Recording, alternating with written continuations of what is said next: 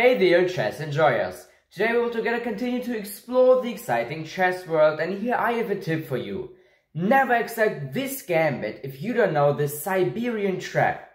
The gambit I'm talking about is the Smith-Morra Gambit.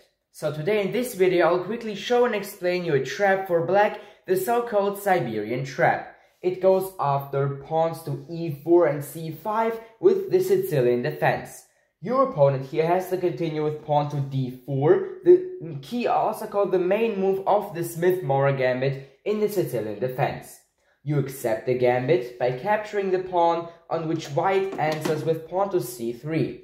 Here you capture white's second pawn too, like this, on which your opponent has to capture it back with his knight by developing it basically on c3.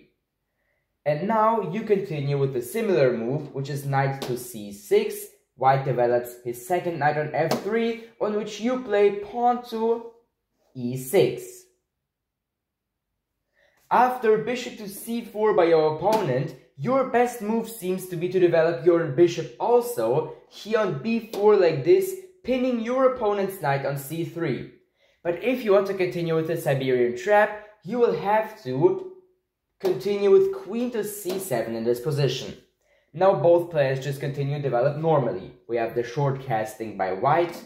You develop your second knight on f6, on which white plays queen to e2 until we get into this very interesting position. Because here you now have the ability to play the very strong and aggressive and attack preparing move, which is knight to g4, adding with your queen from c7 and this knight now a lot of pressure on the dangerous h2 square from white. And here actually they should rather just move away with their rook here, for example on e1 or on d1, with the intention to create a safety escape square for the king here like this. But if your opponent doesn't think too much in this position and just decides to kick back and push back your knight here on g4 by playing pawn to h3, then this is a big mistake, and yes, this is definitely not good for white, and you can take big advantage of that. Knight d4 like this, sacrificing your other knight on g4 to your opponent's army, plus revealing an extra attack on the white queen on e2 here like this. So if white would capture your knight on d4 here with his knight like this, then you have checkmate with queen to h2, which, well, isn't very good for the white army. And therefore the actual best move in this position for white is to capture your other, now sacrificed knight here on g4 with his pawn from h3 like this, with the intention to trade their very vulnerable queen for two other light chess pieces like this. Even though this still isn't a very good trade, because white is now down 4 pawns, so you have an advantage of 4 extra pawns, and you're standing in a way better position than your opponent, especially if we take a look at white's king side, especially at the pawn structure on white's king side, that is really looking very broken here. It is still better than rather than just instantly losing the game with a checkmate with queen to h2, like I've just shown you.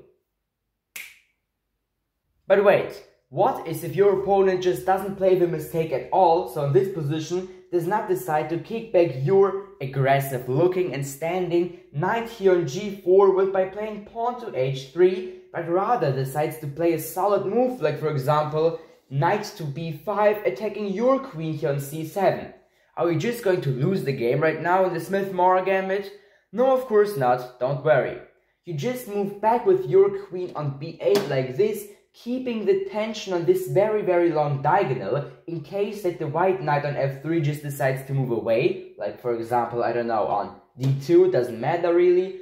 And here you can now still somehow checkmate your opponent with queen to h2. But altogether you're now standing pretty equal against your opponent, in an equal position against your opponent on the chessboard, and you can just continue playing normally, developing normally, and so on and so on. So here you have it, the Siberian Trap in the Smith-Morra Gambit for black. Don't forget to subscribe to this YouTube channel, leave a like, and write down in the comments about which other chess topics you want to have a brand new video on this channel. Like chess openings, other chess opening traps like the Siberian Trap, are also videos about chess strategy and chess tactics. Till next time, bye!